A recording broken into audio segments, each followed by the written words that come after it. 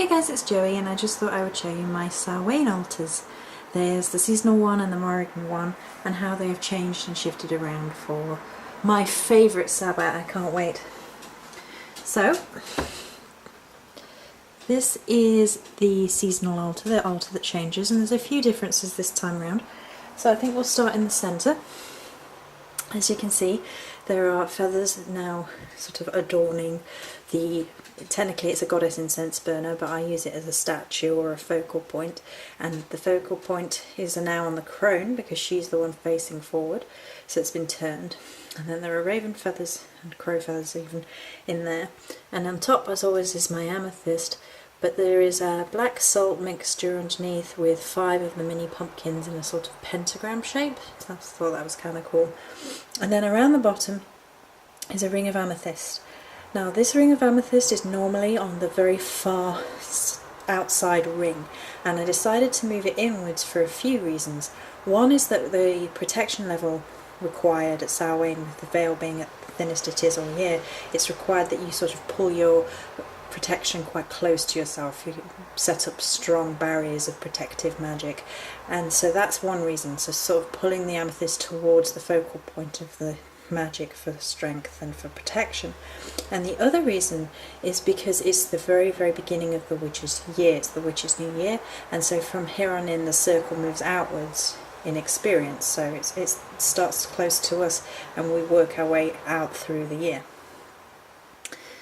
Then we have the circle of the little toadstool tea lights as always, and then we have the Halloween tea lights.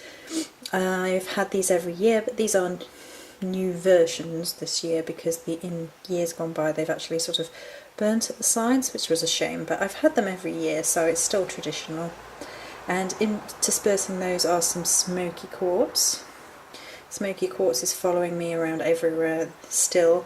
It's my new stone of choice. So then we have the power cauldron on the triquetra, the 3 goddess, triple goddess amethysts, and then the amethyst beds around this in the usual amethyst circle, along with some obsidian, which is typical perhaps for Samhain. Then we have the goddess candle on this side.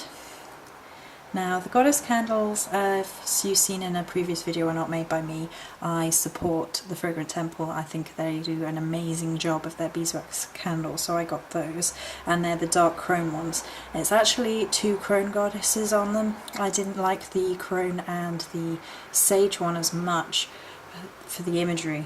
I preferred the imagery on these, and I've sort of ummed and ahed about it, but decided it's probably, no, in fact it's fine, because Samhain is quite a feminine time for me personally. It's a big Morrigan celebration, but then the male and female polarities are within the god and the goddess all the time, so it's just how we look at them to help us in a human sense, giving it male and female to help us and our understanding, so I think that's fine.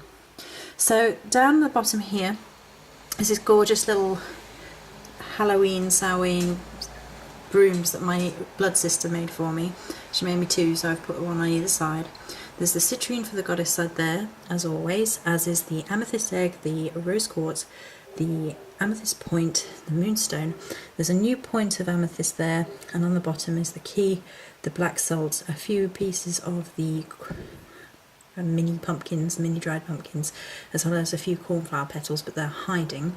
And the amethyst skull is actually down here on the altar itself. It was looking a little bit busy around the bottom here, and I thought with it being Samhain it's kind of nice to have the skulls separate as part of the altar.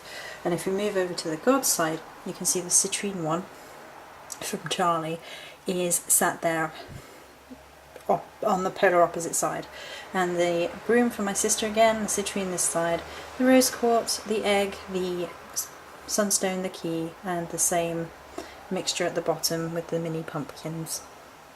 So that's lovely. And I think now the things that are mostly the same on the elemental corners, these are the same stockist, the Fragrant Temple. Now I've got the soapstone pentacle that Sunshine Morning Ray sent. It's got 5 little mini pumpkins on, and the stone from Punky Bruiser is still there. Some more feathers from Charlie are there. The fire one. Oh, there's the great big amethyst around the back and the smoky quartz around the back for the god and the goddess side. Now I've actually made a change to the water corner. The crystals are now in a big seashell that Sunshine Morning Ray sent. I was having some issue with my sort of balance of my water element. My emotions were all over the place, couldn't control them, and I felt maybe I needed to boost and look after my water corner a little bit more. Okay then, strange noises outside. I'm guessing that's a tractor, that's kind of cool. Farmer me.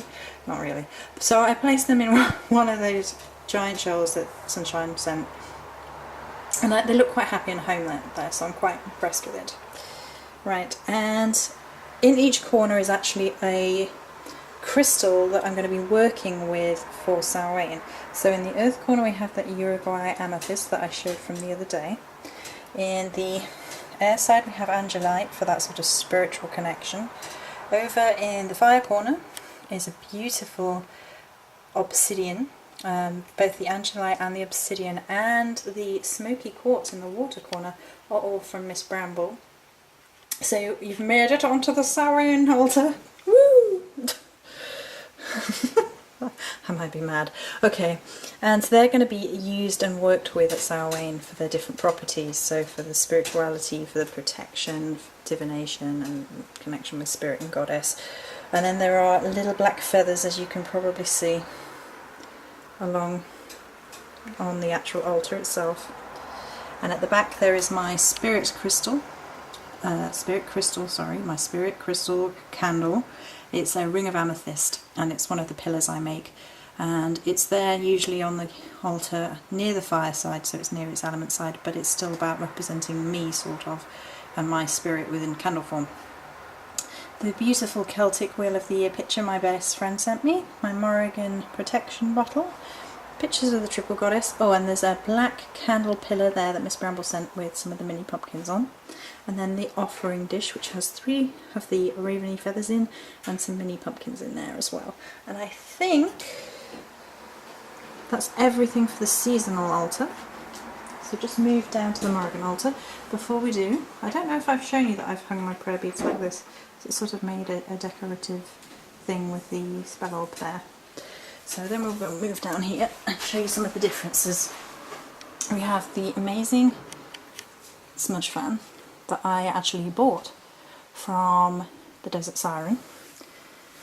And we have my amethyst offering bowl, which the amazing Emma Raven Noir showed me. I've been after one for 10 years.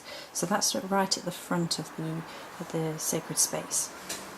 And we have the spearhead here now, which it wasn't before, and the wind is picking up when we've moved feathers around.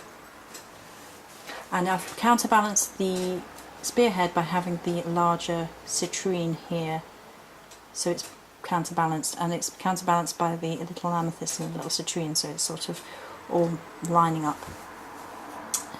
The amethyst around the edge, as always. If you haven't watched my videos before, amethyst is my spirit crystal, the crystal which I connect with most easily and readily and protects me really, really well. So most of my sacred spaces have amethyst around the edge.